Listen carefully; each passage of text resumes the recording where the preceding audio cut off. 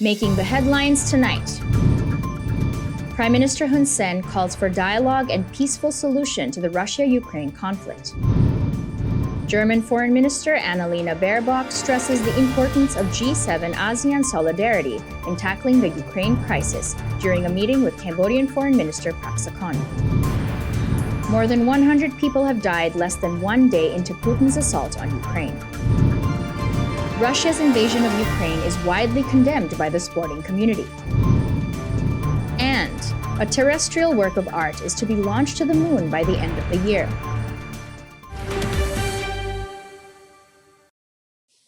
This is the Daily Roundup on EAC News Channel. A very good evening to you. I'm Darshana Gauchan. The 2022 ASEAN Chair, Prime Minister Hun Sen, has called for dialogue and a peaceful solution to the Russia-Ukraine conflict after Russia launched a large-scale attack on Ukraine on Thursday. EAC News reporter Robin Lim has more. Speaking at a press conference following a meeting with the Prime Minister of Malaysia on Thursday, Prime Minister Hun Sen said that he and the Malaysian Prime Minister, Dato Sri Ismail Sabri bin Yaakob, had privately discussed the situation in Ukraine and affirmed that Cambodia wants to see a peaceful solution to the crisis. He said, "The Prime Minister of Malaysia and I have quietly discussed the Russia-Ukraine crisis, and I have agreed to call for dialogue and a peaceful solution."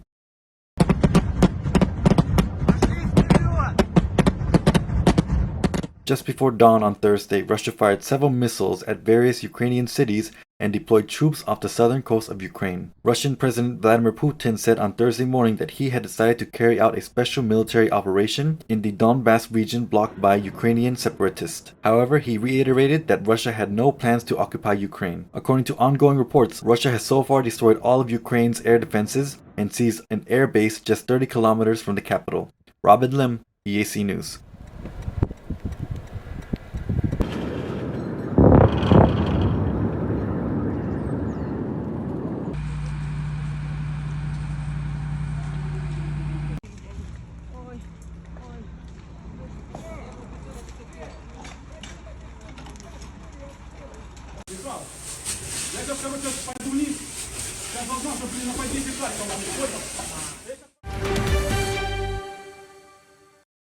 German Foreign Minister Annalena Baerbock has stressed the importance of G7 ASEAN solidarity and partnership in tackling the Ukraine crisis. She made these remarks during a meeting with Cambodian Foreign Minister Prak Sokhonn in Germany on Wednesday, 23rd February. EAC News reporter Anthony Ellis has more. During a meeting between Cambodian Foreign Minister Prak Sokhonn and German Foreign Minister Annalena Baerbock in Berlin, Germany, the two sides discussed bilateral relations, cooperation with ASEAN and Indo-Pacific region, climate change, as well as current pressing issues of the regional and international interests of concern, particularly the situation in Ukraine. Foreign Minister Baerbock stressed the importance of unity and partnership between the G7 and ASEAN, while Deputy Prime Minister Prak Sokhonn stressed the importance of ensuring world peace and upholding the rule of law in international affairs. In a similar regard, on Thursday, the 2022 ASEAN Chair, Prime Minister Hun Sen, also called for a dialogue and a peaceful solution to the Russian-Ukraine issue while speaking at a press conference following his meeting with the Malaysian Prime Minister. On Thursday, G7 leaders expressed unanimous and shock and condemnation of the Russian attack on Ukraine, followed with the announcement of the major economic sanctions against Russia. Russia has announced the destruction of all Ukraine air defense systems, as well as the destruction of 11 airports and the seizure of an air base just 30 kilometers from the Ukraine capital. Russia has announced the destruction of all Ukraine air defense systems, as well as the destruction of 11 airports and the seizure of the air base just 30 kilometers from the Ukraine capital. Russian forces are reportedly trying to seize Ukraine's Serbian island in the Black Sea, less than 40 kilometers from NATO member Romania, and have reportedly already seized control of the Chernobyl nuclear power plant, according to Ukraine President Volodymyr Zelensky. Anthony Ellis, EAC News. The Minister of Tourism and Chairman of the Working Group for the Restoration and Promotion of Tourism in Cambodia in and after the COVID-19 crisis, Thong Khon, chaired the second interministerial meeting of the Executive Working Group to assess and manage safe tourism destinations in Siem Reap with the participation of representatives of the Ministry of Health, Ministry of Environment, Secretariat of State for Civil Aviation, General Department of Immigration, Apsara Authority, and the Siem Reap Provincial Administration, led by the Governor of Siem Reap, T. Seha. EAC News reporter Srai Pokong has the details. The second meeting was held to assess and manage safe tourism destinations in Siem Reap, which are the priority destinations in Cambodia, as the new Omicron variant is making the COVID-19 outbreak reach a new stage in the country. Minister Thongthon stated that the identification of areas or destinations for safe tourism must be based on the 4 achievement indicators. First, the rate of vaccination aimed at building community immunity. Second, the rate of COVID-19 patients with moderate and severe cases, along with the COVID-19 mortality rate. Third, the ability to respond, treat, and manage the potential risk of the new Omicron strain. And fourth, the readiness of the tourism industry. In addition, after receiving a request for this matter during the meeting, Minister Thongthon decided to take up the proposal on the reopening of issuing visa on arrival for tourists arriving by air or sea. He said that they must first follow health policy to request the review and approval of this proposal from the Executive Committee and the Royal Government. Srai Pokong, EAC News. The Phnom Penh Capital Administration has issued a press release dismissing allegations made by Naga World protesters regarding irregularities in administrative measures made against them. These allegations include being quarantined outside quarantine center rooms, the use of double standards in the implementation of health measures, and sexual harassment of protesters. EAC News reporter Anthony Ellis has the details. All allegations made by protest have been dismissed by the Phnom Penh Municipal Administration in the press release and 2 notices released on Thursday night. The administration stated it was a letter the protesters were sent to a quarantine centre due to concerns about the spread of COVID-19 within the local community. The letter wrote regarding the invitation of protesters to the quarantine centre in Phnom Penh from the 21st to the 24th of February 2022. The medical team has found a series of positive cases among the protesters. This proves that the protesters did not do the right thing according to the doctor's instructions. Therefore, the authorities must take continuous action to ensure that all protesters do not test positive for COVID-19 before allowing them to gather in public places, in accordance with the law of the peaceful demonstrations and other health measures that have been put in place. The Phnom Penh Municipal Administration has expressed outrage after receiving reports alleging that the authorities have used violence and sexual harassment towards female protesters. The administration asks, is it possible that authorities can commit such immoral acts in front of many people, businesses, people and travellers in the city who have mobile phone cameras, as well as other authorities performing their duties in place? The administration added that such cases must have clear evidence to justify taking action against individuals who have committed wrongdoings. In order to be held accountable before the law, they further call on all journalists and issues to stop publishing information which they say is not true. Regarding the measures taken against the protesters, the Phnom Penh Municipal Administration has decided to take legal action and place the fines on protesters who are stubborn and violate the law related to the prevention of communicable diseases. So far, at least 54 protesters have been transferred to Phnom Penh Quarantine Centre. The administration has further stated that there are currently 3 protesters who have been fined 1 million riel, or roughly $250. Each is in accordance with the law on the health measures to prevent the spread of COVID-19 and other deadly and dangerous infection diseases. They state that the same measures will be taken against other protesters who are found guilty. Anthony Ellis, EAC News. Cambodia has reported 479 new COVID-19 cases, including 26 which are imported. There have been 503 patient recoveries and 1 new death. Daily Omicron cases remain high as Cambodia nears 9,000 cases of the new variant. Additionally, for the 5th day and after a gap of 6 weeks, Cambodia continues to record new deaths from COVID, with 1 new death reported today, bringing the total to 3,027.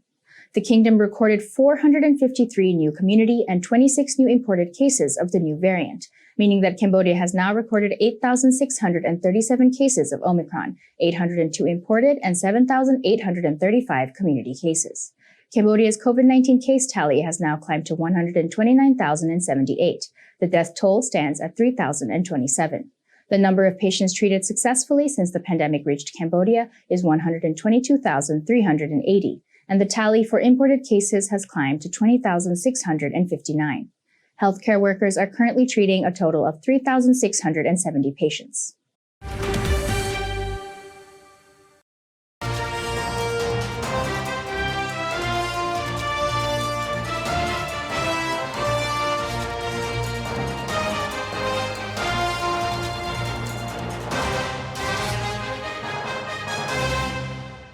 And now for a look at news making international headlines this Friday, 25th February.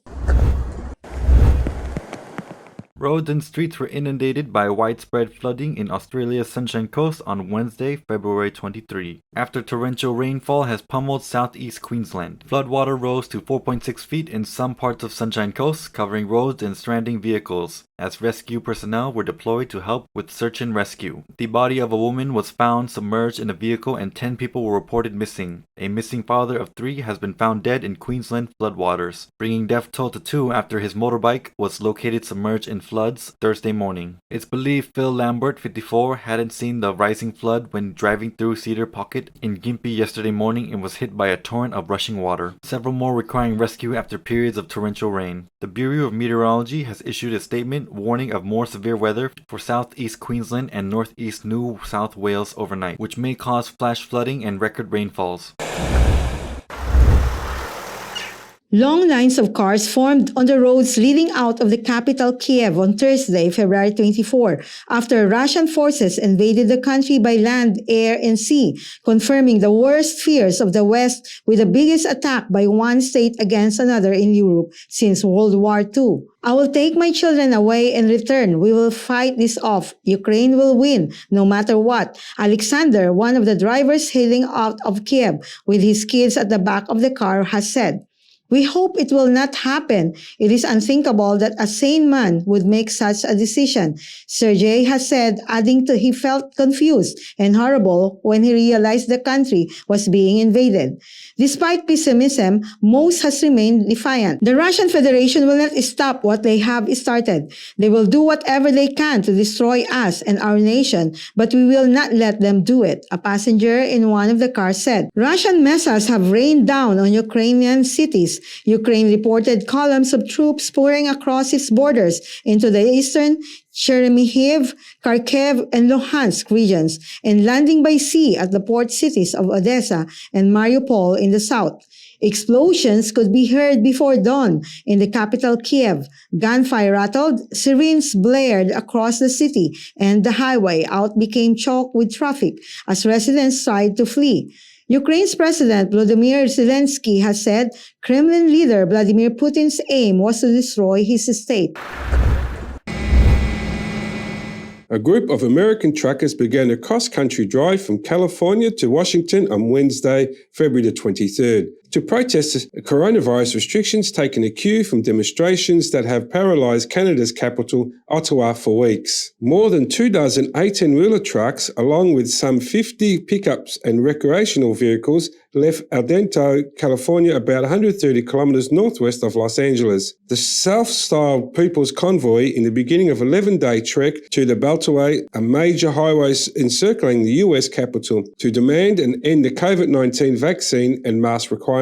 Preparations are being made in Washington for the expected arrival of the convoy and other similar protests in coming days. The Pentagon said it approved 400 National Guard troops from the District of Columbia who will not carry out weapons to help traffic pace from Saturday through to March the 7th. About 50 technical vehicles were also approved to be placed in traffic posts. In addition, up to 300 National Guard troops from outside of Washington will assist at traffic posts if needed. The truckers are making their demands even as most US states have already eased many restrictions. In California, where the convoy begins, the state lifted universal mask requirements last week while requiring masks for vaccinated people only in high-risk areas such as public transit, schools and healthcare settings.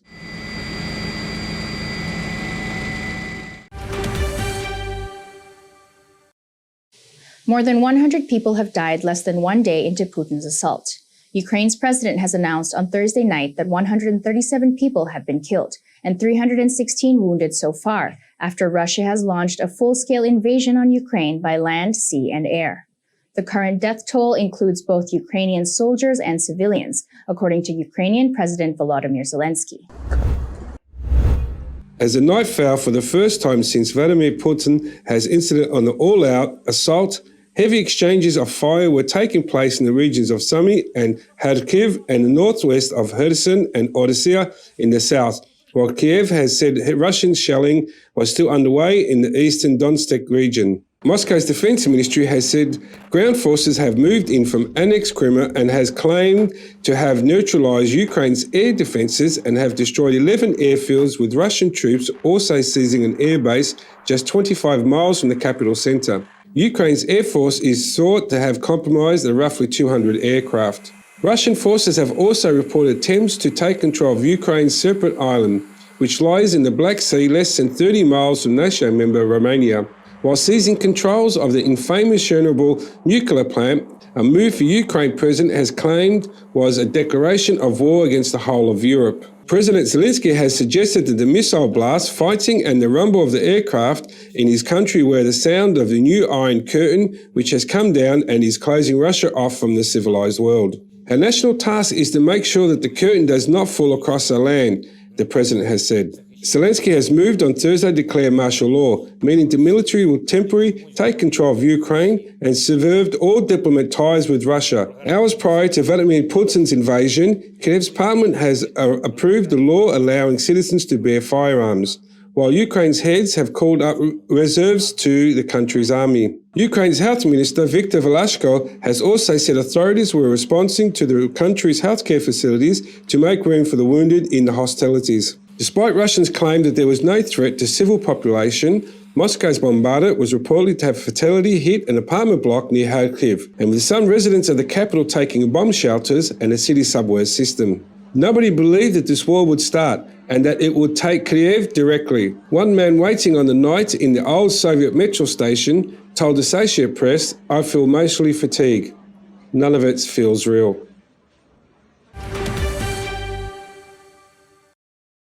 Ukraine's UN ambassador Sergei Kisletsya has directly addressed his Russian counterpart during an emergency meeting held by the UN Security Council after Russian forces invaded Ukraine upon President Vladimir Putin's orders on Thursday, February 24th.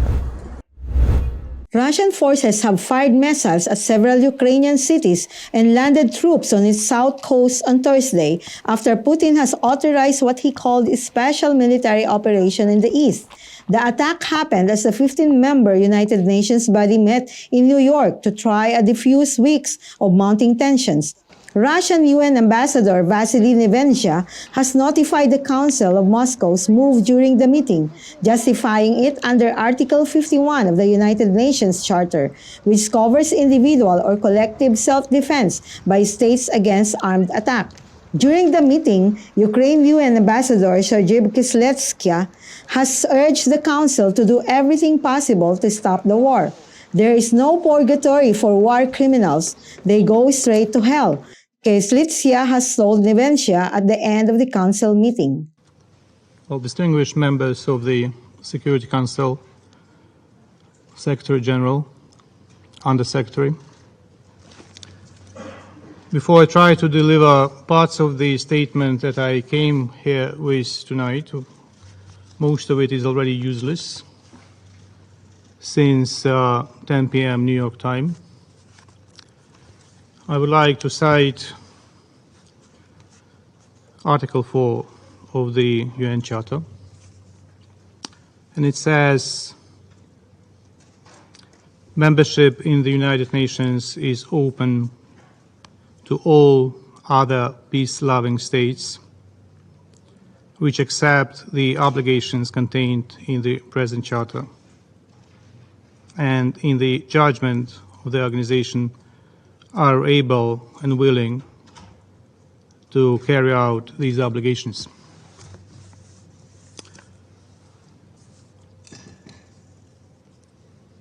Russia is not able to carry out any of the obligations.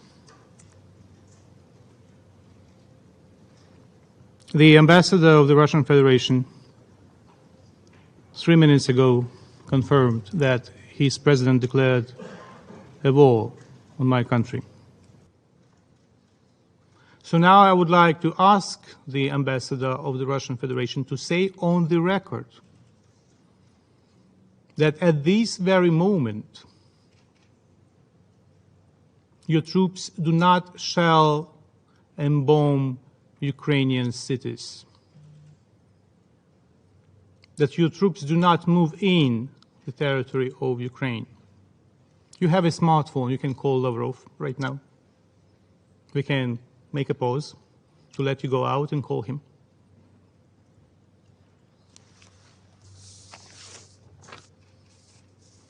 If you are not in a position to give an affirmative answer, the Russian Federation ought to relinquish responsibilities of the President of the Security Council, pass these responsibilities on to a legitimate member of the Security Council, a member that is respectful of the Charter, and I ask the members of the Security Council to convene an emergency meeting immediately and consider all necessary draft decisions to stop the war.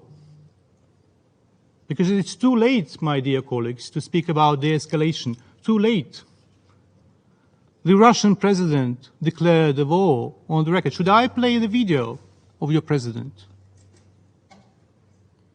Ambassador, shall I do that right now, or you can confirm it? Do not interrupt me, please. Thank you. Then don't ask me questions when you are speaking. Proceed with your statement. Anyway, you declared the war. It is the responsibility of this body to stop the war. So I call on every one of you to do everything possible to stop the war. Or should I play the video with your president declaring the war? Well, as I said, relinquish your duties as a chair. Call Putin, call Lavrov to stop aggression. And I welcome the decision of some members of this council to meet as soon as possible to consider the necessary decision that would condemn the aggression that you launch on my people. There is no purgatory for war criminals. They go straight to hell, Ambassador.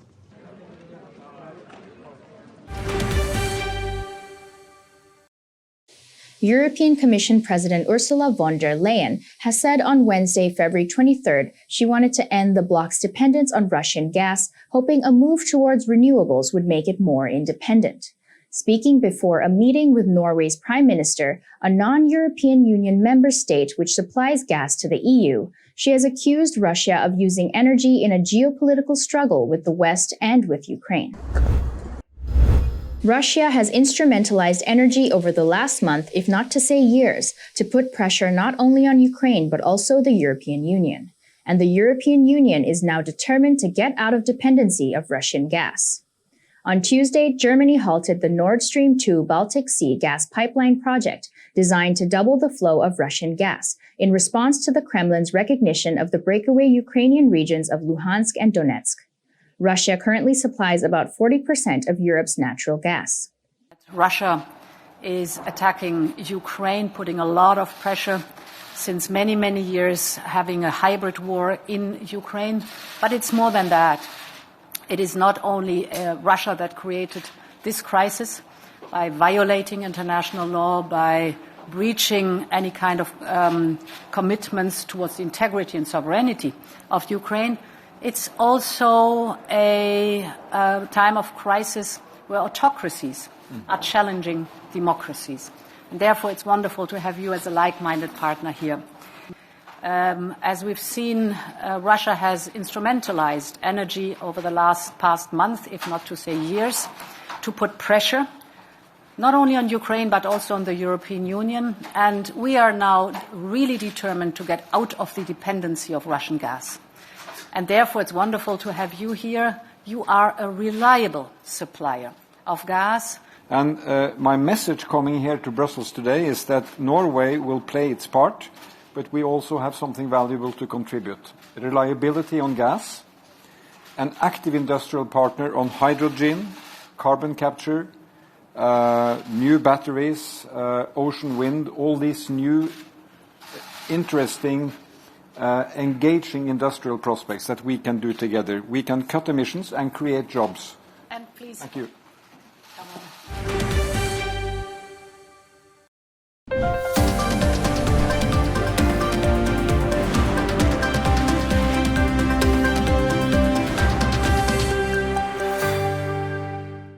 After the break, a look at all the latest sports news.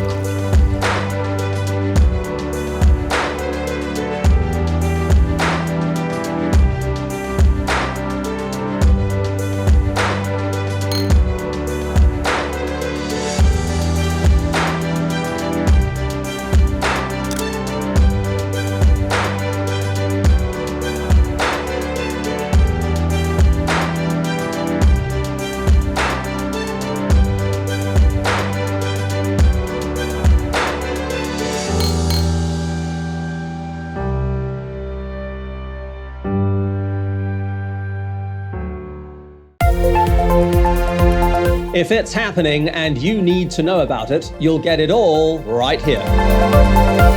EAC News brings you updates and breaking news in English across all of our platforms and channels.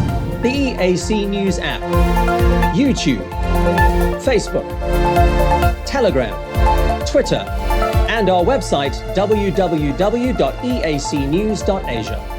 Join me and the rest of the EAC News team every day on your favorite channels.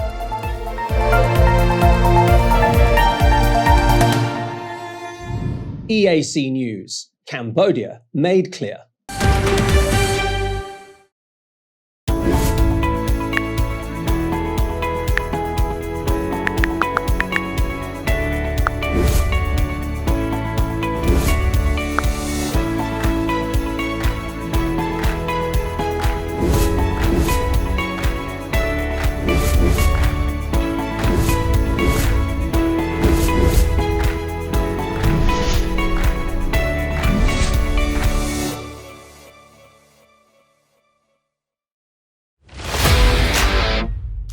តើលោកអ្នកចិត្តរៀបអាពាហ៍ពិពាហ៍មែនទេហើយពិបាករកក្រុមហ៊ុនថតវីដេអូផ្សាយផ្ទាល់ដែលមានគុណភាពមែនទេអស់កង្វល់រ៉ាទីកាជាក្រុមហ៊ុនទទួលស្គាល់លំដាប់អន្តរជាតិលើសេវាកម្មថតផ្សាយផ្ទាល់គ្រប់កម្មវិធីកម្រិត 4K ដំបូងបង្អស់នៅកម្ពុជារ៉ាទីកាប្រើប្រាស់ឧបករណ៍ទំនើបម៉ាកល្បីធានាគុណភាពការផលិតតាមបច្ចេកវិទ្យាទាន់សម័យរ៉ាទីកានឹងជួយធ្វើឲ្យកម្មវិធីលោកអ្នកកាន់តែមានភាពអស្ចារ្យលោកអ្នកនឹងបានឃើញរាល់សកម្មភាពក្នុងពិធីទៅលើកញ្ចក់ទូរទស្សន៍ទំហំធំកម្រិត 4K និងការបញ្ចាំងលើផ្ទាំងក្រណាត់សព្រមទាំង LED ដែលមានរូបភាពច្បាស់ត្រជាក់ភ្នែកសូមអញ្ជើញកក់ពីឥឡូវនេះតាមរយៈលេខទូរស័ព្ទ012 823 848 017 838 889និង016 823 848រ៉ាហ្វីកាទំនុកចិត្តការទទួលខុសត្រូវនិងគុណភាពខ្ពស់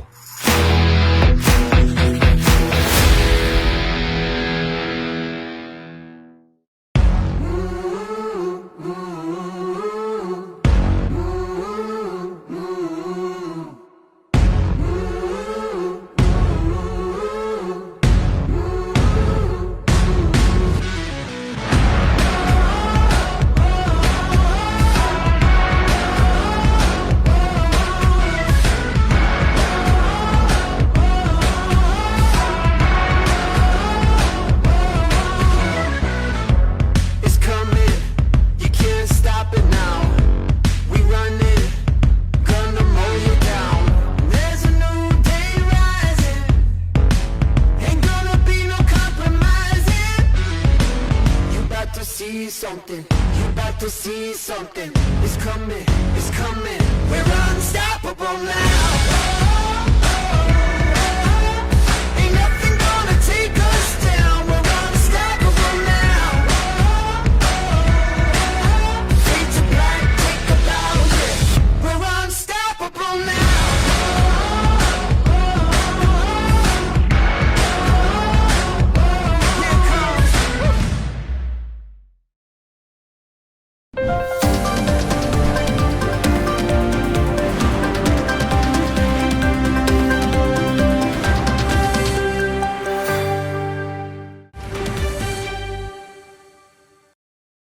Russia's invasion of Ukraine was condemned by the Sporting Committee on Thursday, with President Vladimir Putin's country set to lose hosting rights for the Champions League final, while Formula One drivers said it was wrong to race there this year. Russia has launched an all-out invasion of Ukraine by land, sea and air on Thursday, sparking immediate sporting ramifications. The Champions League final is scheduled to be played in St. Petersburg in May, but sources have told that the European soccer governing body, UEFA, is set to move the match to another venue. UEFA President Alexander Serfin has called an extraordinary meeting of the Executive Committee on Friday when the issue will be discussed. The showcase came in European club football, was set to be held in Zenit St. Petersburg Stadium, known as the Gazprom Arena after the sponsorship deal with Russia's Slate Energy Company, which also sponsors Champions League. German soccer club Schalke 04 has had a 15-year partnership with Gazprom, but said they were removing the firm's logo from their jerseys, while the Matthias Waring, chief executive of Nord Stream 2 AG, vacated the position of the club's board directors. Nord Stream 2 AG is owned by Gazprom. The men's tennis governing body said that next week's ATP Challenge event in Moscow would not take place and scheduled due to concerns over players' safety and uncertainty related to international travel. The security of players will remain a top priority in assessing and scheduling of the subsequent ATP Tour and ATP Challenger Tour events in the region. We will continue to monitor the situation, and ATP said to a statement.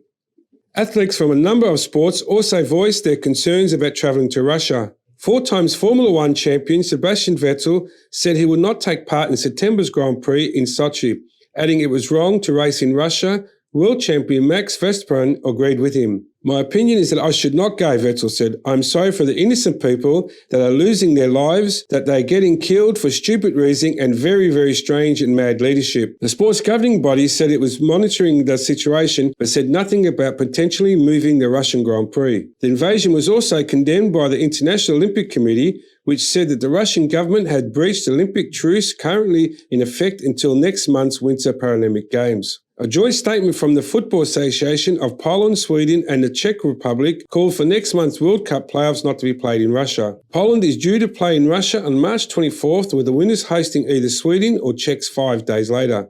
EuroLeague Basketball, which has teams from several countries including Russia, said the competition will continue as scheduled unless the government decisions prevent games from taking place. The 18 EuroLeague participating clubs will meet tomorrow for further analyse the course of events and take any necessary actions if it is needed. The invasion has also impacted sport events in Ukraine. Soccer matches in the country's Premier League have been suspended due to the imposition of martial law, leaving Shakhtar Donetsk's Italian coach Roberto Di Zerbi and his staff of 13 Brazilian players stranded. We could have gone home as long as there was security, but instead we waited. Last night, the explosions woke us up. This morning, they suspended the season, Di Zerbi told Italia Press, Brazilian-born. We could have gone home as long as there was security, but insisted we waited. But last night, explosions woke us up. This morning, the suspension of the season, Di Zerbi told Italia Press. Brazilian-born Ukrainian forward Junior Moraes said that there were prisoners in Kiev. While waiting for a solution to get out of the country, pray for us, he wrote Instagram.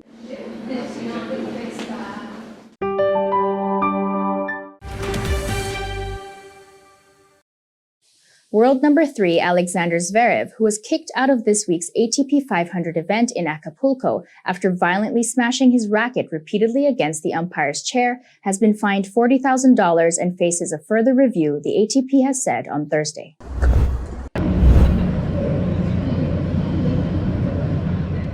Acting like a spoiled brat, not getting his own way seems to be a life as a tennis player. Looking at the history of tennis, there seems to be a pattern. Zverev was fined $20,000 for verbal abuse, $20,000 for unsportsmanlike conduct, and will forfeit more than $31,000 in prize money and all rankings points earned from singles and doubles action at the Alberto Mexicano tournament. The ATP, which said the fines on 24-year-old Zverev represent the maximum per each violation, will also launch a further review of the incident, which could lead to more sanctions from the men's governing body. In 2019, after an initial fine of $113,000, Australian Nick Kyrgios was given a suspended ban of 16 weeks and an additional fine of $25,000 for aggravated behavior by the ATP following an internal investigation. After losing in doubles on Tuesday, Zverev approached umpire Alessandro Germani's chair and came perilously close to hitting him as he swung at the official's stand before heading towards his courtside seat, upset over a line call in the match.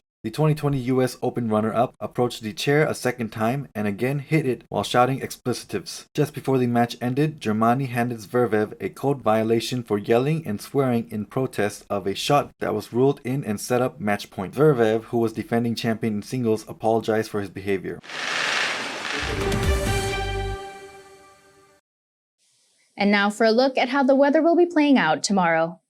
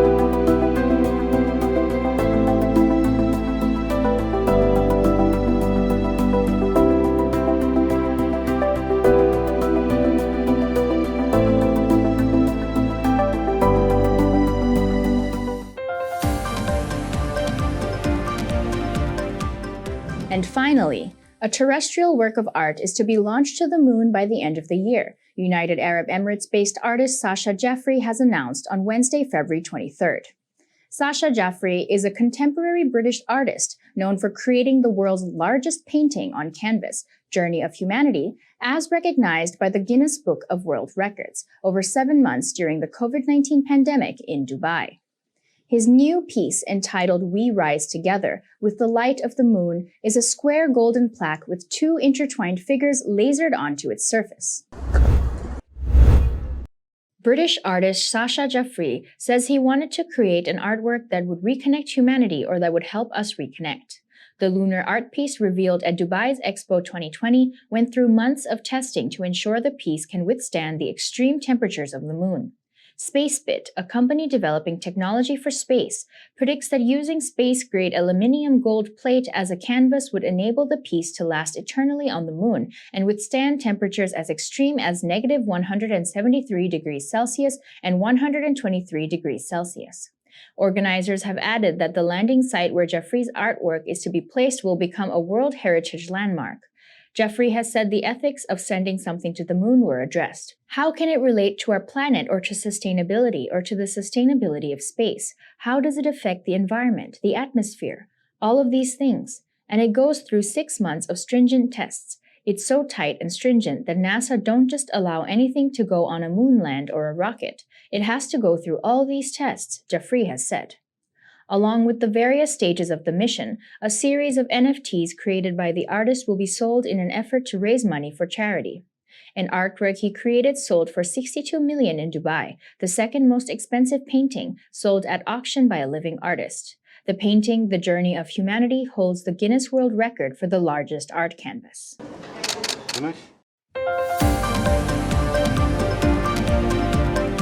Thank you for watching the Daily Roundup on EAC News Channel.